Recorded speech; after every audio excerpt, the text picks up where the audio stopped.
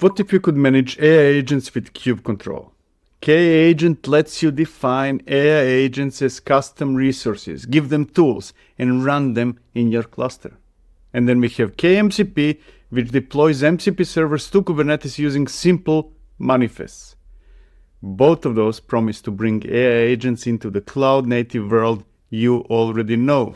The idea sounds compelling. Create agents with YAML, connect them to MCP servers, and let them talk to each other through the A2A protocol. All running in Kubernetes, managed like any other resource. It's the kind of integration that platforms engineers dream about. But there's a gap between promise and reality. We are going to deploy both tools to a Kubernetes cluster, create agents, connect them to MCP servers, and see what actually happens when you try to use them. We'll find out if this is the future of AI in Kubernetes, or if we are solving problems that don't need solving. We'll see. Before we discover how agents work, let me address a related problem. When you're building AI features into your own applications, like semantic search, Q&A summarization, you typically end up bolting on fragile services and writing glue code to connect everything. Vector database here, embedding service there, LLM integration somewhere else. It's a mess. And that's where the sponsor of this video comes in. RavenDB is a NoSQL document database known for staying out of your way in production. No babysitting, no band-aids, no weird 3 a.m. alerts. It includes AI features built directly into the database. Vector search, embedding generation, Gen AI workflows, even AI agent creation, all native to the data layer. You're not adding external services or managing sync jobs. You can issue vector queries and structured filters in the same database call. RavenDB provides integrations with OpenAI, Azure OpenAI, and Ollama. So, agents can generate and retrieve embeddings, summarize content, or trigger actions.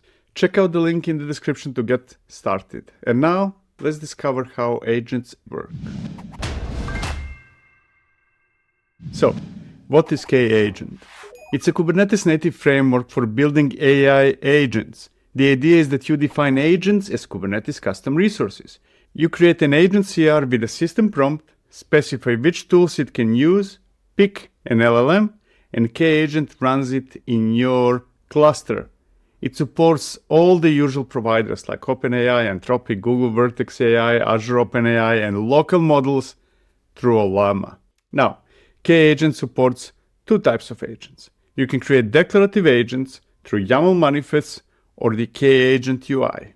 Just describe what the agent should do, give it MCP tools, and you're done. Finished. Or you can bring your own agents built with other frameworks like LangChain or Crew AI. Kagent itself is built on Microsoft's AutoGen. And here's something interesting though. All agents automatically expose the A2A protocol. That's Google's agent-to-agent communication standard from this year, 2025. This lets different agents talk to each other regardless of how they were built. MCP handles tools, and A2A handles agent collaboration. Now, that's the promise, at least. Run AI agents in Kubernetes, manage them like any other resource, and have them work together through open standards. So, let's see how this actually works. We will see a form with the basic agent configuration. The agent name, namespace, type set to declarative, a description for your reference, and the system prompt that tells the agent how to behave. Below that, you select which model to use and which tools to give the agent. We are using Claude Haiku since it's cheap for demos. Actually, no, it's amazing. Use it. It's great. Anyways, right now, no tools are selected, which means this agent can respond to questions, but it cannot use any tools to interact with external systems. Not yet. So, what tools can this agent use? Kagent comes with built-in MCP tools for Kubernetes, Prometheus, Grafana, Istio, Cilium, Helm, Argo, and more. You can also add any MCP server to extend the available tools, which we will explore later. For now, we are selecting 3 basic Kubernetes tools to get information about API resources and retrieve YAML manifests. Once it is created, we are back at the agents list where we can see our new agent, yay, alongside several pre-built ones that come with kagent. There are agents for Argo, Cilium, Helm, Istio, Kubernetes observability, and so on and so forth.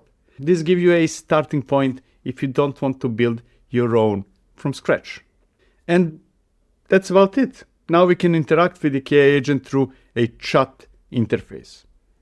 You type questions in natural language and the agent decides which tools to use to answer.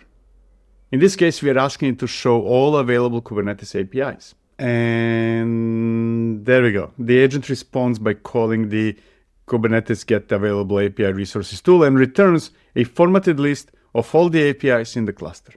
Core APIs, admission and registration APIs, apps and workloads, everything. And this is exactly what you would expect from an agent with access to Kubernetes tools. Now, let's try something more ambitious. Can the agent actually create resources in Kubernetes? And when I say agent, I mean this agent that we just created ourselves. And not quite. The agent asks for more details about the deployment, but then it admits that it doesn't have a tool to create resources directly. It can only show you the YAML and guide you through using kubectl apply. Now, this is actually an important security feature. We deliberately chose read-only tools when creating this agent. That means it can retrieve information about the cluster, but it cannot modify anything. This is how you control what agents are allowed to do. You don't give an agent full access and hope it doesn't screw things up. You explicitly define which tools it can use. You want an agent that can create resources? Well, add tools with right permissions. You want read-only observability? Give it only query tools. The administrator controls what is safe, not the agent itself. So, what did we just build? A declarative agent is essentially the simplest AI agent you can imagine. It's a system prompt, a list of tools, and an LLM all running in Kubernetes. And that's it. Now, the question is that really useful? Look, there are some genuinely good things here. It's as easy as it can get. Fill out the form, select some tools, and you have an agent running. No code, no complex setup. And you can select exactly which tools from an MCP server the agent can use, rather than giving it access to everything. Now, outside of KAgent, well, the reality is that not all coding agents support this level of granularity just yet, though that will probably change very soon. But here's the problem. The user interface is terrible. It's horrifying. I cannot imagine anyone willingly choosing to interact with agents through this kagent web interface when they could use Claude Code, Cursor, or any other modern coding agent. The kagent UI is missing too many features we came to expect. File access, code editing, proper context management, all the things that make coding agents useful are missing. Now, my guess is that the only people using kagent UI to talk to AI are those being forced by their company. I cannot imagine anyone else using this UI. What I really want is the ability to connect kagent agents to a real coding agent like Claude Code or Cursor. That would be interesting. No, that would be amazing. Use kagent to run specialized agents in Kubernetes, but interact with them through the tools we already use. Now, to be clear, 100% clear, it is not that we cannot use kagent with existing coding agents. We can, but not directly. Kagent agents expose the A2A protocol, and most coding agents do not support A2A yet. Claude Code certainly doesn't. So, you need something like A2A MCP bridge to translate between the protocols. Using a bridge feels silly though. It would be relatively trivial for kagent to expose MCP directly instead of forcing everyone through A2A. And that's what I did, for example, with DevOps AI Toolkit. I just exposed MCP and I was done with it. But if you really want to use kagent agents from your coding agent, the bridge is your best bet right now. That might be your only option. Now, kagent does support bridging your own agents through A2A protocol. If you build an agent with LangChain or Crew AI or some other framework, you can expose it via A2A and kagent will treat it as yet another agent. This is the build your own agent model. Your agent runs Wherever you want, as long as it speaks A to A, kagent can talk to it. But again, this only helps if you're interacting through kagent's UI, or if you have other kagent agents calling yours. It does not solve the problem of using kagent agents from Claude Code or Cursor without a bridge. And I reject the idea of me using an agent through that web UI. It's horrifying. So here's my take. Building agents that expose the A to A protocol is not the way to go. It makes more sense to expose agents through the MCP protocol, like what I do in my project in DevOps AI Toolkit. MCP is the protocol that all coding agents understand, and you are unlikely to change your main coding agent. So why build for A to A when everyone uses MCP? I don't get it. And here's what's more important. Do you actually need agents connected to agents? Claude Code already has sub-agents, slash commands, skills, and other features. Coding agents evolved significantly since kagent came along.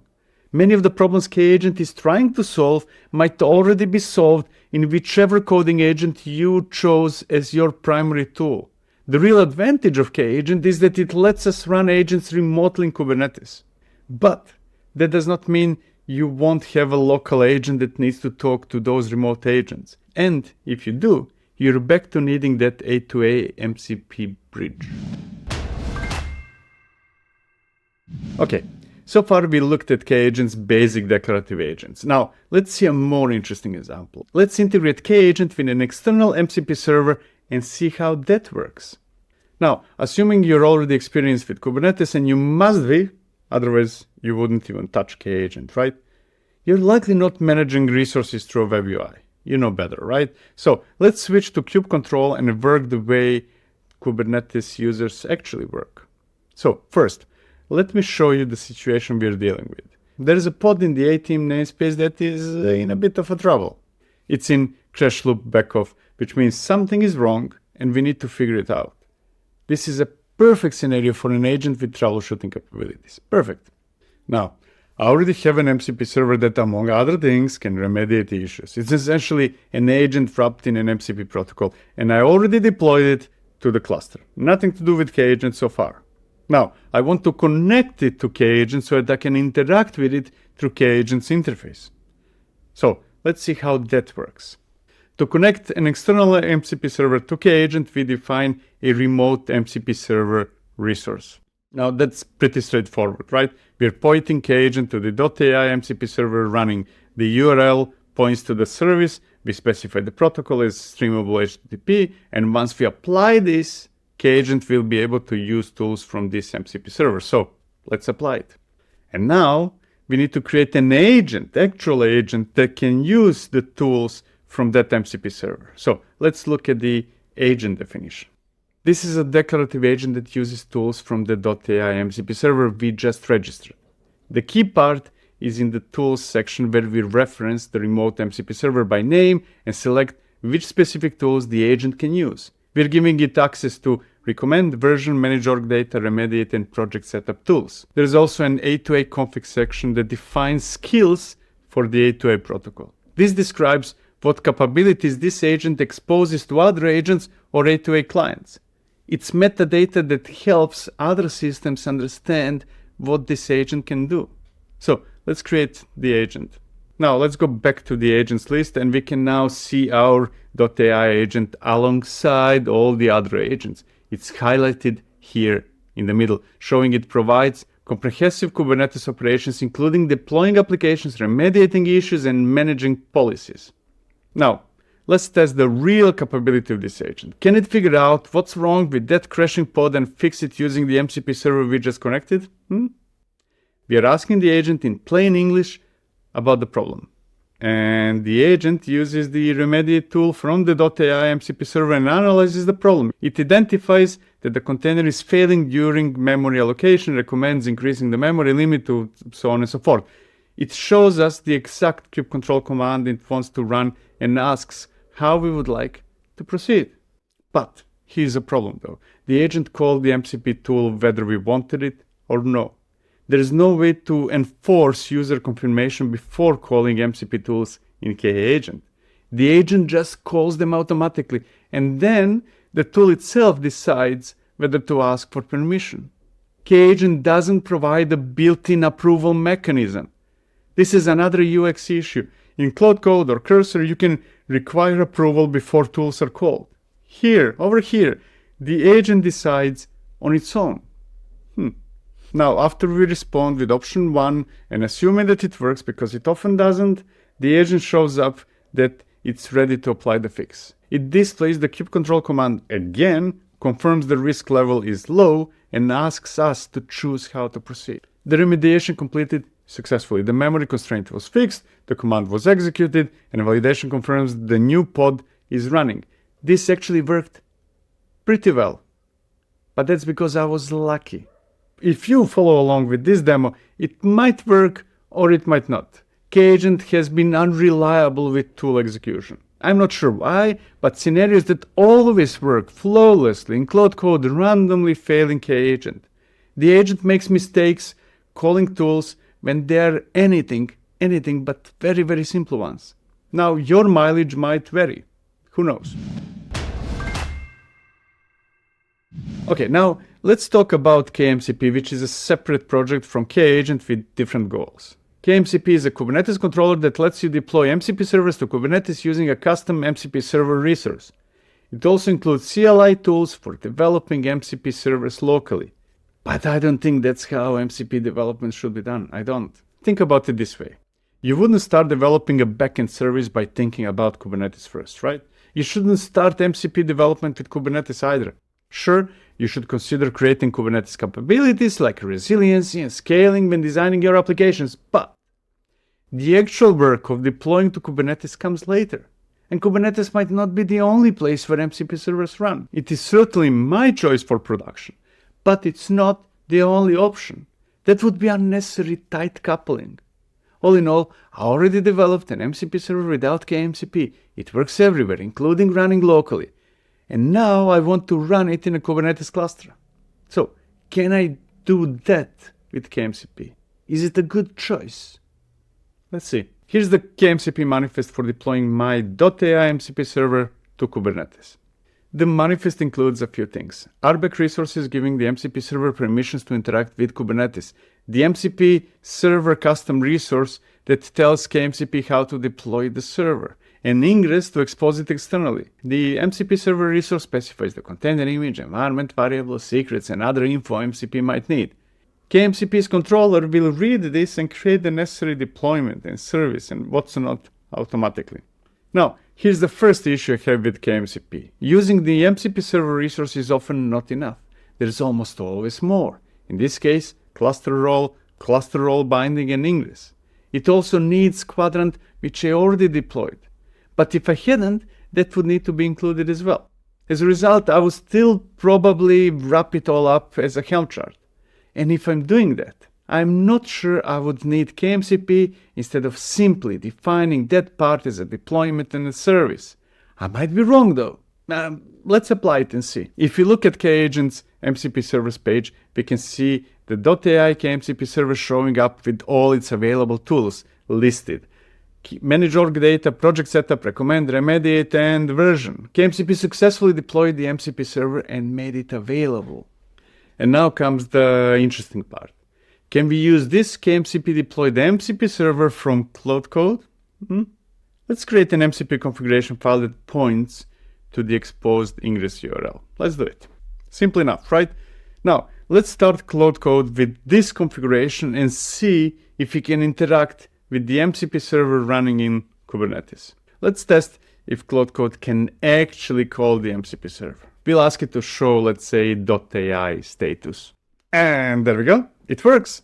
Claude Code successfully connected to the MCP server running in Kubernetes and called the version tool to get comprehensive system status. The MCP server is responding with detailed information about the system health, Kubernetes connection, AI providers, vector database, and capabilities. So, kmcp can deploy an MCP server to Kubernetes and make it accessible to external clients like Claude Code. That works. I mean, it doesn't work directly with kmcp, you need still to create ingress, what's not, but it somehow works. Now, is kmcp useful? I'm not sure. I already mentioned that I don't think the development tools are that valuable. I'm not even using them in this demo. Kubernetes doesn't matter for development. It matters later for deployment. And Kubernetes is likely only one of the deployment options, not the only one. For third-party MCPs, if you want to deploy an MCP server to Kubernetes and it doesn't already come with a Helm chart, kmcp sounds like a reasonable option. It's better than manually creating all the Kubernetes resources ourselves, so I give them that. And it is especially important if the MCP server you want to deploy does not support streamable HTTP, in which case you should probably not even use that MCP, but if you have to, and then kmcp will do the transition from one protocol to another. But that's not that important. So here's the thing. I expect MCP providers to get their act together and start publishing official Helm charts. And once that happens, I'm not sure what the point of kmcp is. For example, DevOps AI Toolkit has a Helm chart that deploys Quadrant along with the MCP server. The kmcp manifest doesn't handle dependencies. On top of that, I'm not sure how likely it is to see MCP providers adding and supporting kmcp as one of their official deployment options. I'm not sure it will happen. So, if you're building your own MCPs, do it well. Be serious about it. Create a Helm chart with everything you might need. You are using Kubernetes, or at least your company is. You must be familiar with all this. An MCP is, at the end of the day, a backend that exposes an API like any other. Now, to be fair, it would be close to impossible for kmcp to predict everything one might need. Ingress, role binding, dependencies like databases, all the things that real applications need. But that only proves the point that having something like kmcp might not be a good idea. If you need more than what the MCP server resource provides, you're back to writing manifests anyway. And if you're doing that, why not just use standard Kubernetes resources or a Helm chart? Alright, we've seen both kagent and kmcp in action. Now, let's talk about pros and cons and try to figure out whether you should be using one of those, or maybe both. Here it goes. I really want to like kagent and kmcp projects, but I'm failing to find what their use case really is. Does it sound great that one can create an agent in a few minutes? It does. It's amazing, but only until we realize that infinitely better agents already exist. Claude Code, Cursor, and others just work. Once the novelty is gone, we will realize that we should either take agents seriously or not create our own agents. If we want our own agents, we should take that as seriously as anything else. So roll up your sleeves and do it. There are plenty of frameworks like LangChain, Anthropic SDK, Vercel SDK, and plenty of others. We are software engineers. We can build something better than a generic agent with a custom system prompt, right? So let's start with the problems. To begin with, kagent has a terrible interface. Given the option to use Claude Code, Cursor, or almost any other agent, I cannot imagine anyone choosing kagent UI. It's like going back to ChatGPT in a browser, except that kagent can use MCP tools. Now, even if you could tolerate the interface, there is the reliability problem. Kagent has unreliable tool execution. I'm not sure why, but scenarios that always work flawlessly in Claude Code randomly fail in kagent. The agent makes mistakes calling tools when they're anything but extremely simple ones. And then there's the question of what declarative agents actually are. They are just custom system prompts, a list of tools, and an LLM. That's it. Nothing special. Nothing you couldn't build yourself in an hour with any agent framework. The ability to connect specialized agents sounds interesting, but agent connections aren't special. It's not much different from using Claude Code skills, which work with separate context, or sub-agents, though they are not triggered from text. The correct approach is probably MCP servers with agents inside them. That's what we should do. What I really wanted was the ability to connect kagent agents to coding agents like Claude Code or Cursor. That would be the use case I would be truly interested in. I haven't found that option in the docs. No such thing. And then there's also no user confirmation when executing an MCP tool. The agent just calls them automatically, and then the tool itself decides whether to ask for permission. Kagent doesn't provide a built-in approval mechanism. This is yet another example of really poor UX. And another issue is the wrong protocol choice. Building agents that expose the A2A protocol is not the way to go. All coding agents like Claude Code, Cursor, and others support MCP, while only a handful support A2A.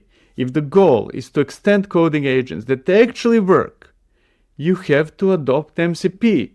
Now, I know that's not how people see it. Many see MCP as a protocol for tools and A2A as a protocol for agents. My point is that those are just protocols, and I don't see anything wrong using MCP protocol to connect an agent with a server that could be acting as an agent. Now, on the kmcp side, the MCP server CRD is just too limited. Using the MCP server resource is often not enough. There's almost always more, like cluster role binding, ingress, and dependencies. I would still probably wrap it all up as a Helm chart. If you need more than what the MCP server resource provides, you're back to writing manifests anyway. Finally, and this is important, coding agents have evolved significantly since kagent came along. Many of those problems are already solved in whichever coding agent you chose as your primary tool. Okay, now let's talk about the good things. Kagent comes with several pre-built agents for Argo, Cilium, Helm, Istio, Kubernetes observability, and more. These give you a starting point if you don't want to build your own from scratch. Though, I'm not sure how useful those are in practice. Wouldn't it be easier and better to simply provide those as / commands to Claude Code or whatever you're using? Probably. Nevertheless, I will make that one a plus. That's a thumbs up for kagent. Next, it has multi-provider support. It supports all the usual LLM providers like OpenAI, Anthropic, Google Vertex AI, Azure OpenAI, and local models through Llama. That's good flexibility. Again, something that everybody else supports, but it's a good thing. Next, kmcp works. It does what it promises. It successfully deploys MCP servers to Kubernetes and makes them accessible to external clients like Claude Code. I mean, it doesn't. You still need to define ingress or port forward or whatever, but somehow it does. So we saw that work in a demo, somehow. What else? Oh yeah, kagent also supports bringing your own agents built with other frameworks through the A2A protocol. Though I'm not sure how useful that is, since A2A is not widely supported in coding agents like Claude Code, and I already stated that using kagent directly is horrible UX. Anyways, still, that's good. You can bring your own agents. I like it. Then there is granular tool selection. That's useful. The ability to select which specific MCP tools can be used is valuable. Some coding agents already support that, and it will probably soon be added to Claude Code as well. So it's not a huge plus or very special, but let's be generous and consider this one a plus. It's a good thing. What else? Oh yeah, when it comes to administration, it's not UI only. Having Kubernetes CRDs is amazing. That's probably the part I like the most. I would go as far as to say that operations should be done without UI. Who does operations with UI in Kubernetes? Nobody. Now, to be clear, I do not see any point in using the UI to talk to agents. But now I'm talking about operations. For talking to agents, use Claude Code or Cursor or whatever you want. That makes kagent pointless unless we connect to kagent agents through something like the A2A MCP bridge. kmcp, though, might be useful in some scenarios. I can see that being actually the main project in the future. So, if you absolutely need remote agents instead of using Claude Code locally, kagent provides that option. Nevertheless, the bottom line is this. If you're already using Claude Code, Cursor, or any modern coding agent, kagent probably does not solve problems you have. The UX isn't competitive. It's horrible. The A2A protocol choice limits integrations, and the problems it is solving are being solved better elsewhere.